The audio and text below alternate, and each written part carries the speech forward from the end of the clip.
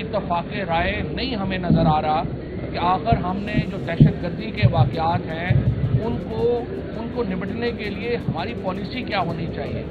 हमारे यहाँ पहली बार ये डिवाइड जो है वो बहुत वाज़ेह नज़र आ रही है कि क्या हमें बातचीत का रास्ता इख्तियार करना है या हमें जंगो जदल का रास्ता इख्तियार करना है। कोई भी कौम जो है, कोई भी मुल्क जो है, उसको एक इत्तेहाद चाहिए होता है इस तरह के मौक़े के ऊपर। हम देख रहे हैं कि पिछले चंद हफ्तों में कहा जा रहा है 350 से ज़्यादा शहादतें जो हैं वो हुई हैं। अब ये इस वक्त जो शहादतों में रोज़ाना ही हमें खबरें आ रही हैं, हम अपने बेटे इस वतन के ऊपर कुर्बान हो रहे हैं, हमें उनकी शहादतों को बहुत सेंसिटिव लेना चाहिए। इतनी शहादतें अगर किसी और मुल्क में होती तो पूरे मुल्क में तूफ़ान आ चुका होता, लेकिन हम ये देख रहे हैं कि इस मौके के ऊपर भी हम बिल्कुल तकसीम है, अपनी अपनी बातें कर रहे हैं, जहाँ पे ये वाज़ेह नहीं हो रहा कि आखिर पाकिस्तान के अंदर पॉलिसी है क्या। और पाकिस्तान में जब तक अवाम के लीडर को, इमरान खान को पॉलिसी में शरीक नहीं किया जाता, आप मुझे बताइए कि कैसे मुल्क जो है वो आगे बढ़ सकता है। जब तक तहरीक इंसाफ को तस्लीम नहीं किया जाता कि 70% मुल्क की जिसने वोट ली है उसको तस्लीम नहीं किया जाता, इमरान खान को तस्लीम नहीं किया जाता, तो आप मुल्क में इत्तेहाद कैसे पैदा कर सकते हैं। इस वक्त की जो सूरत हाल है वो बड़ी, मैं समझता हूँ, तशवीशनाक है। इसका वाहिद हाल यही है जो मैं बार बार कर रहा हूँ, अपोजिशन का इत्तेहाद अगर बनता है अच्छी बात है। मुझे लग नहीं रहा इस वक्त जो हालात जा रहे हैं, क्योंकि जिस तरीके से जो एक बचकाना सियासत है पीटीआई की लीडरशिप की, जो बाहर है जेलों से, जिनका ताल्लुक भी पीटीआई से इतना ज़्यादा नहीं है, इत्तेहाद बनता नज़र नहीं आता। लिहाजा इस वक्त पाकिस्तान में तकसीम दर तकसीम जो है वो बढ़ रही है।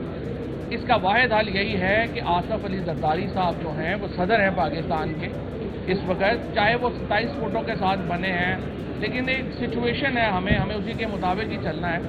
उनसे हमारी गुजारिश यही होगी कि वो आगे बढ़ें। ऐवान सदर के अंदर इमरान खान को बुलाया जाए, नवाज शरीफ साहब को बुलाया जाए, मौलाना फजलुर रहमान को बुलाया जाए और बाकी जो लीडर हैं उनको बुलाया जाए और उनके साथ बैठ के पाकिस्तान में एक कौमी हुकूमत की तश्कील और एक मुश्तरका एक्शन की बात हो। ये वाहिद पाकिस्तान की इस वक्त की सियासी सूरत हाल का सलूशन है कि आप अगर फौरी इलेक्शन इस सेटअप में नहीं करा सकते, इस इलेक्शन कमीशन के नीचे इलेक्शन कौन मानेगा। तो तहरीक इंसाफ नहीं चाहेगी कि इस सेटअप के नीचे इलेक्शन हो।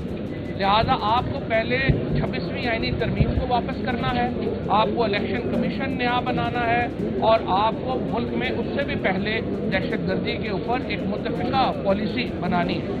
उसके लिए बहुत अहम है कि पाकिस्तान के ये जो 4 लीडर हैं, स्पेशली आसफ जरदारी हैं, नवाज शरीफ हैं, मौलाना फजलुर रहमान हैं और खुद आसफ जरदारी हैं, ये 4 लोग बैठे और ये मिलिट्री इस्टेब्लिशमेंट के साथ बैठे और उसमें हम अपनी जो मुआशी रिफॉर्म्स हैं उनको साइन ऑफ करें, हमारी जो सिक्योरिटी सिचुएशन है उसको देखें और सूबों में बेशक हुकूमतें चलती रहें। वज़ीर आज़म एक कंसेंसस के ऊपर मबनी आदमी होना चाहिए, कैंडिडेट होना चाहिए। इलेक्शन कमिश्नर और इलेक्शन कमीशन जो है वो इत्तफ़ाक़ राय के ऊपर होना चाहिए और जुडिशरी को आज़ाद होना चाहिए। देखिए इस वक्त ना जुडिशरी आज़ाद है, ना इलेक्शन कमीशन आज़ाद है, ना ही कोई और इदारा आज़ाद है। तो ऐसी गुलामी के दौर में नए इलेक्शन का तो फ़ायदा नहीं है। लिहाजा कौमी हुकूमत चाहे वो इसी पार्लियामेंट से बनाएं, लेकिन उसमें इमरान खान का, नवाज शरीफ का, आसफ जरदारी का उस शख्स के ऊपर एतमाद होना या कंसेंसस कम अज़ कम इत्तफ़ाक़ राय होना ज़रूरी है। और ये वाहिद वो काम है जिससे पाकिस्तान में सियासी इस्तेहकाम वापस आ सकता है और हम एक मौसर पैगाम दे सकते हैं पाकिस्तान के मुखालफों को। अदरवाइज़ पाकिस्तान में सूरत हाल बहुत ग्रेव है। खैबर पख्तूनख्वा में, बलूचिस्तान में, हम तो सिर्फ लाहौर, कराची, इस्लामाबाद, रावलपिंडी, पेशावर, कोयटा को पाकिस्तान समझ बैठे हैं। बाकी पेरिफेरी को तो हम समझते हैं कि वो पाकिस्तान है ही नहीं, जिसकी वजह से बहुत प्रॉब्लम जो हैं वो बढ़ गई हैं। और अगर ऐसे ही सिलसिला चलता रहा तो पाकिस्तान एक बहुत बड़े बहरान का शिकार हो जाएगा। अभी भी बहरान बड़ा है, लेकिन आगे चल के ये बहरान बहुत बड़ा हो जाएगा। منٹ میں یہ بات نہیں کسی کو سمجھ آنے. دیکھیں ایک بات ہے, کوئی دہشت گرد عمران خان کے دور حکومت میں یا جنرل باجوہ کے دور میں پاکستان میں نہیں آیا. وہ بھی کہہ رہے ہیں ان کو نہیں. نمبر 1. نمبر 2 یہ ہے کہ یہ آپ کو جہاد نہیں ہوتا, یہ بڑی پیچیدہ ٹرائبل وار ہے, بڑی پیچیدہ سیکٹیرین وار ہے, اور اس کو ڈیل کرنے کے لیے سب سے پہلے پاکستان کے اندر اتحاد کی ضرورت ہے, جو ہمیں نظر ہی نہیں آ رہی.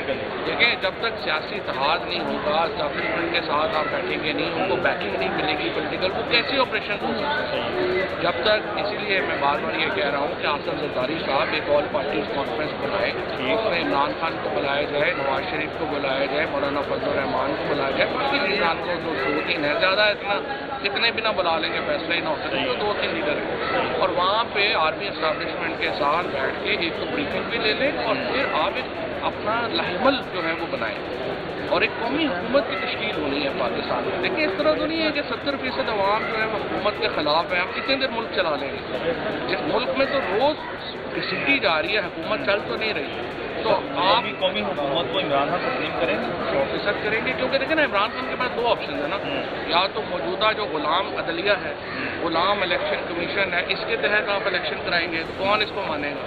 عمران خان نے بھی عدلیہ کی آزادی کے لیے بات کرنی ہے, انہوں نے جو آپ کی الیکشن کمیشن ہے اس کے لیے بات کرنی ہے, تو وہ ہوں گے تو الیکشن ہوں گے نا, اس کے لیے قومی حکومت. کوئی گرین سگنل دیا ہے عمران خان نے آپ کو؟ عمران خان پارٹی نے عمران خان تیار ہو جائیں گے, کوئی مسئلہ نہیں ہے. صرف یہ ہے کہ ہماری جو اسٹیبلشمنٹ ہے, آصف زرداری ہے, نواز شریف ہے, ان کو اس پہ تیار ہونا چاہیے, اپنے اقتدار سے تھوڑا ایک قدم آگے جا کے. سلمان حکم راجہ صاحب اور لیکن سب سے پہلے تو پی ٹی آئی نے 60-70 کروڑ روپیہ ان وکیلوں کو دے دیا, 60-70 کروڑ روپیہ سارے لوگوں کو. اسی لیے ظاہر ہے. اب مجھے اب یہ بتائیے کہ اتنے پیسے دینے کے بعد آپ کو کیا ملا؟ میں پہلے دن سے ہی کہہ رہا ہوں, عمران خان اپنی کیسوں کی وجہ سے تو نہیں ہے نا عدالت میں, یہی پیسے آپ نے موومنٹ پہ لگائے ہوتے, پاکستان میں سچویشن ڈفرینٹ ہوتی. پی ٹی آئی جتنی جلدی اس بات سے نکل آئے کہ عمران خان عدالتوں سے باہر آ جائیں گے, اتنا ہی اچھا ہے, اور اپنی سیاست پہ. آپ نے کافی اہم بات, میں یہ کہنا چاہ رہا ہوں کہ ایک طرف تو انہوں نے عمران خان کے ٹکٹ پر MNA بنے, تو پھر ان کے کیس کی فیسیں بھی وصول کر رہے ہیں. سب پیسے لینے ہیں سارے وکیلوں کا. دیکھیں یہ جو سارے وکیل ہیں یہ کیوں اس وقت انٹرسٹڈ ہے عمران خان کو جیل میں رکھنے؟